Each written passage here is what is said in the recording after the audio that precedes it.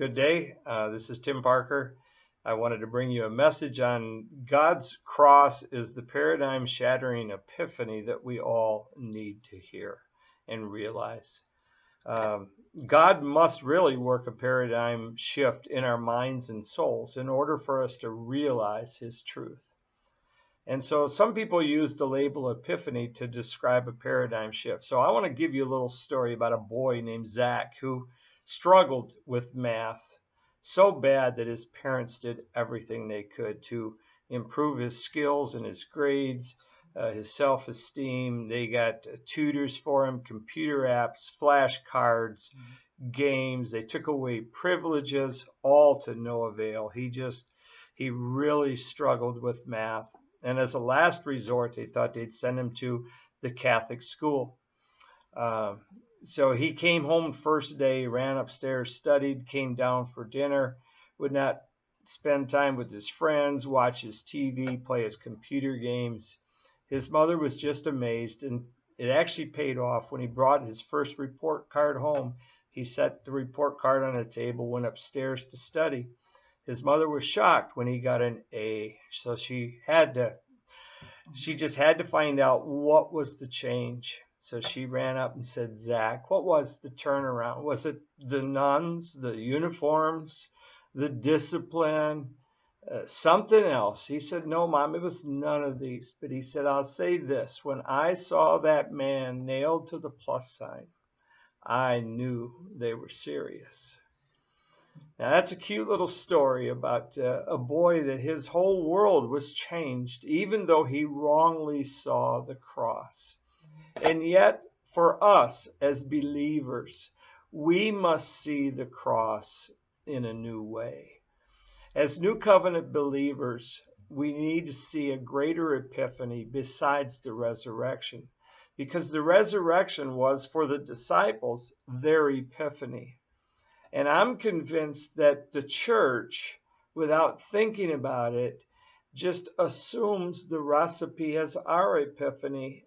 And in that way, we lose sight of the fact that the resurrection is, if you will, the icing on the cake. As God frames the new covenant essence of faith in the cross. So once we see the cross in its new covenant majesty, we can realize what the new covenant is all about.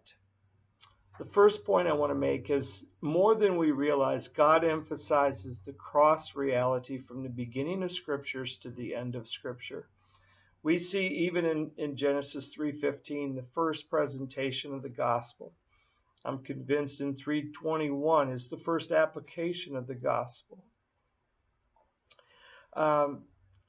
A subset of A is in Genesis 15. We realize that the institution of the blood covenant with Abraham, whereby he took certain animals and split them in half, and God walked between them. So we see a covenant with God, a blood covenant with the Father of faith.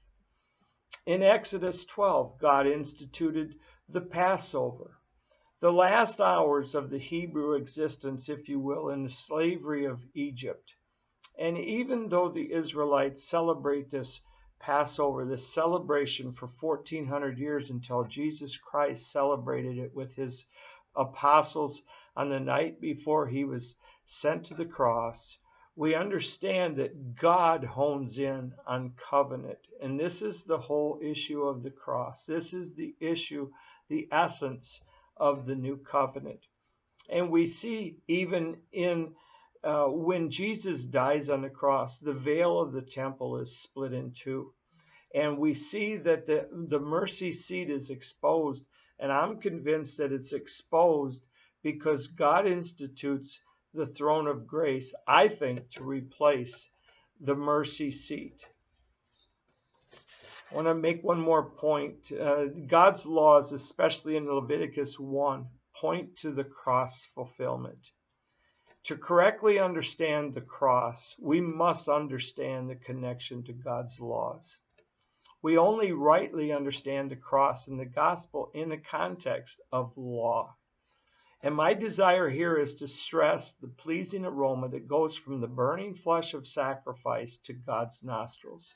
The shed blood of sacrifice is crucial to atonement, but the greater doctrinal and practical reality is Christ's flesh, the reality pictured when God clothes Adam and Eve with animal skins to represent Christ's flesh.